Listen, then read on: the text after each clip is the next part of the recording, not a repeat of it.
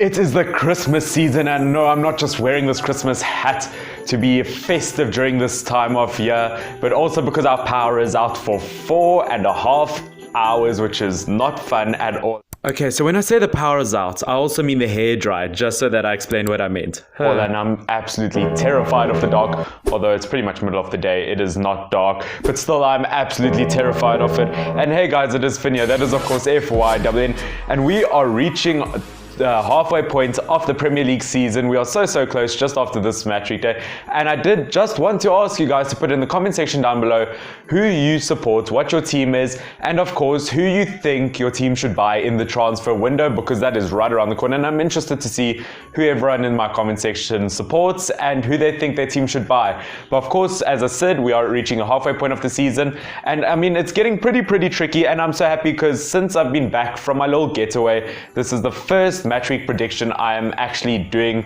like proper with my proper fantasy team and everything. So of course, if you do like that content, do subscribe to this channel to get more regular Premier League content. Let's get straight into the first prediction. The first game is going to be Liverpool versus Watford. Now of course you get the Merseyside derby, you get the Manchester derby. This is going to be a demolition derby, to be 100% honest with you. I can't see Watford getting any sort of result from this, although it may sound harsh, and I'm sorry, but this is going to be a horrible festive season for you, Watford. But I am giving Liverpool a 6-0 win at home. They are at home at Anfield, and Liverpool are just looking so strong, and I just do have to give it to them. I can't see it going Watford's way by any means, and Watford, you have just looked dreadful overall this season. As I said, I can't see you getting any result versus Liverpool, and I can just see Liverpool give you a proper smack, and yeah, I think they're going to absolutely wreck you. A 6-0 win to Liverpool. Next up is Burnley versus Newcastle. Now, of course, being Santa with the sack, I think you're going to pull out a good result. Oh, that's a really odd sentence, isn't it? I think out of Santa's sack... Stop it. Get some help. Oh, still an odd sentence. I think Newcastle are going to get the gift of good results this December, and I really do think they could get a surprise gift result versus Burnley, because Burnley just don't have the same style of play as Newcastle, because Newcastle have potential to really do well when it comes to their attack and overall throughout their field, except for maybe their defense. That's why I didn't give it as a 2-0 win. I'm giving it as a 2-1 because their defense is still dreadful. I'm going to give Newcastle the result. I'm confident that they can get a result out of this, because Steve Bruce's men are doing much better than we actually thought. I didn't think they'll be by the mid-table at this point of the season. I thought they would be closer to the relegation zone, especially after that huge loss to Leicester earlier this season. Chelsea versus Bournemouth next. Now, of course, when I did do my fantasy team initially, which I'll get to at the end of the video, obviously, I did put a few Bournemouth players in there. But you know what? They are injured. And now looking at that, there's a chance that Aka won't play. And I believe King won't play because he is injured, which is a huge blow for Bournemouth. And I can still kind of see them getting through Chelsea's defense, because Chelsea's defense really just isn't the strongest by any means, is it? It's basically just a toothpick bridge with a pickup truck driving over it. It's only one way it's going to go, but I still believe Chelsea is going to get a win. I think they're going to get a pretty comfortable win. I think they're going to get a 4-2 win, and Frank Lampard's men are going to be very proud of their results. Leicester versus Norwich next, and it is going to be Maddison's old boys. Of course, it's his old club, Maddison Norwich, and of course he is playing for Leicester. But you know what? I have so much faith in Leicester, as I've said many times on my channel. I really have so much faith in Leicester, and I think if any team could catch up to Liverpool in this Premier League season, it could be Rodgers' men. I really do think they could catch up, because let's be honest, throughout the whole pitch, Leicester's just looking so dominant. I don't think anyone's going to catch Vardy in the title race, and I don't think, well, Schmeichel maybe, because it's not that many clean sheets and quite a few goalkeepers are around that area, but Schmeichel could end up at top there, and I think he's doing his father proud as a goalkeeper. I do have to give it to Leicester. There's just no way I can give it to Norwich. I'm going to give them a 4-1 win, and to be honest, Norwich isn't doing as well as I thought they would be doing this season, but I still think that they can score. I think that there is a possibility they can get a goal because of their style of play, and they've actually got a very similar style of play, these two teams, and so it's going to be very interesting to see what happens. Sheffield United versus Aston Villa. Now this is a very tricky one, and I genuinely can't decide who will win. So because of that, I'm giving it a 1-1 draw, just because, well, to be honest, Sheffield's doing absolutely amazing this season, and I really just don't know what to say about them. Of course, you can see I updated my Premier League prediction. Cheeky plug, put in the description down below. You guys can click on that video and check my updated Premier League table prediction for end of the season.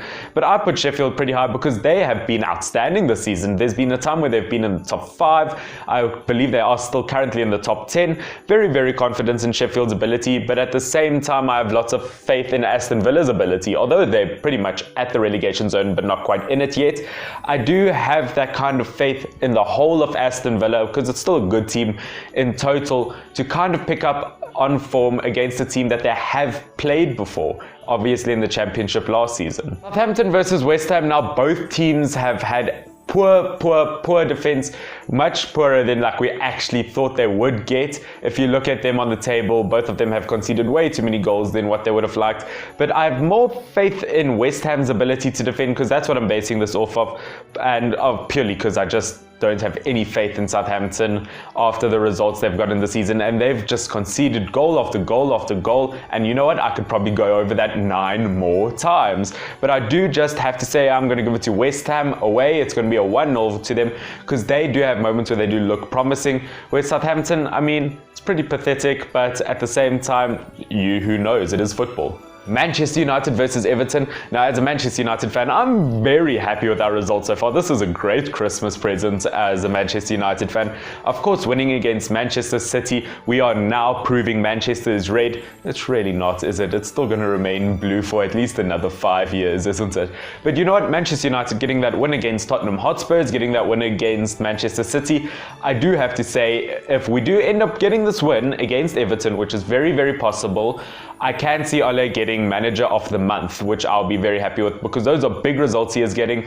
And of course, it is going to be old club legend Ole Gunnar Solskjaer versus, of course, Duncan Ferguson at Everton. Both of them ex-strikers for their clubs, now managing. And you know what? Very comfortable first win for the Everton manager, Ferguson.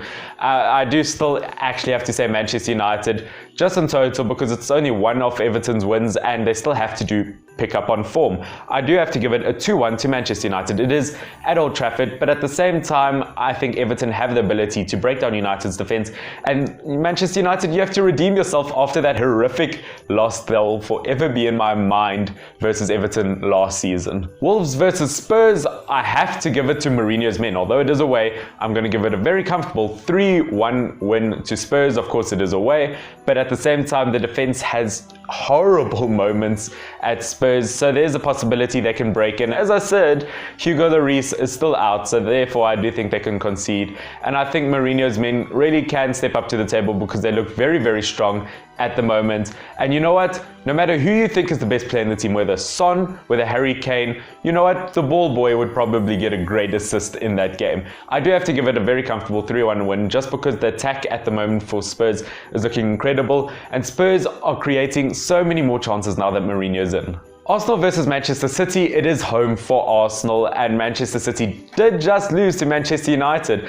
I do have to say Arsenal are looking so dreadful, and I really can't see them getting a win versus Manchester City. Although they got a pretty comfortable win versus West Ham, I don't think Freddie's the right man for Arsenal by any means, and I think they need to find someone quick. I mean, Ancelotti just got sacked by Napoli, and I think that could be a great option for Arsenal. I really do, because he is a world-class manager, and it's pretty harsh, although they're 7th in Serie A, to sack him after he qualifies for the Champions League is pretty harsh, I do have to say. I am going to give it a very comfortable 4-1 win to Manchester City. I know that's a huge result, but we really just, when we watch Arsenal and Manchester City play, it's always just been extremely one-sided because there's no proper structure at Arsenal, plus they're still finding their way with Freddie as their new manager. Last one is Crystal Palace versus Brighton. Of course, I've got a new Brighton subscriber, which thank you so much. It is JB, I do believe. In the comment section down below, you can,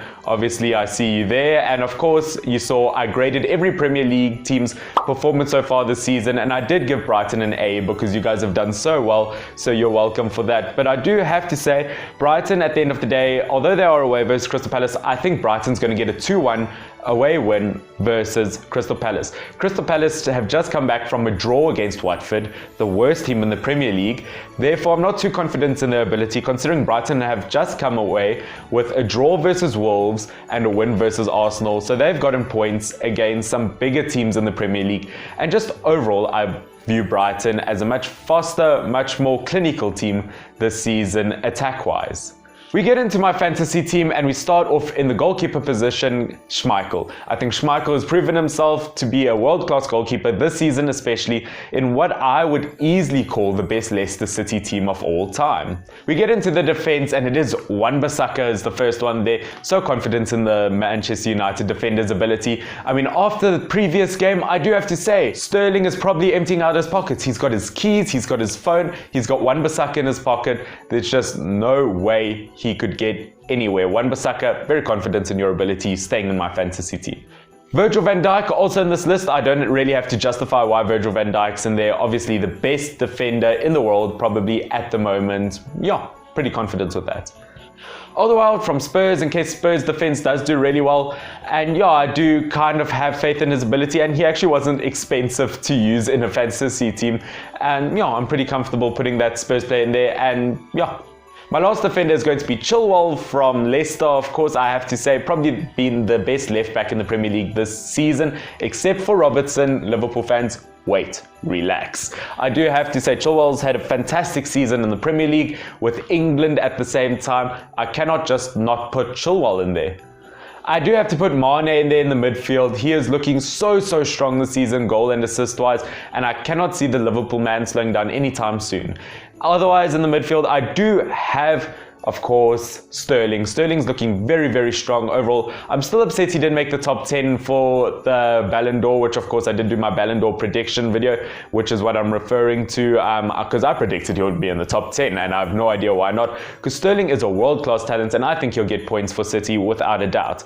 Also in the midfield, I do have Maddison from Leicester. As I said, I think he is going to perform against his ex-team, and if you don't know, I just posted a video where I did speak about, is it too late for Manchester United to sign James Maddison? Have they waited too long? Of course, check, link in the description down below for that video, but I think Maddison's just really going to get a result versus his old team. Last midfielder is Daniel James for Manchester United. I believe if he does play here, he really can bring a lot to the team. Assist-wise, he wins lots of fouls. He has potential to score lots of goals because he always has shots on target.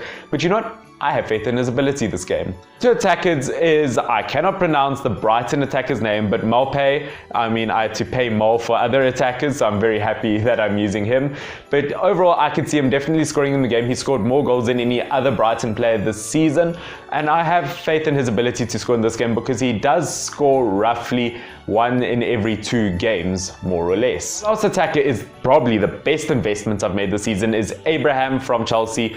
Really just proving that he could maybe be a top scorer in the Premier League. Maybe not this season because Vardy's dominating, but maybe next season, and I have to say he's just looking overall really strong. We get to the bench. The 4 players I have there is Traore from Wolves in case Wolves get a surprise win. Of course, I also got Calvert-Lewin from Everton in case Everton get that win versus Manchester United, which wouldn't be too surprised at the end of the day. And I do also have Dunk from Brighton in case Brighton do well defensively. And of course, I still have that goalkeeper who I would never say because if I pronounce it wrong, I'll be called a racist. But you know what? Here we go. It is Kaza. Hope you have enjoyed this video. Once again, if you do like this kind of content, please do subscribe. Suggest Christmas videos I can do in the comment section down below. I love every single one of you. Tell me who you support and tell me who you think your team should buy in the comment section down below. This has been Finn, FYNN. This has been Match Week 17 predictions. Cheers.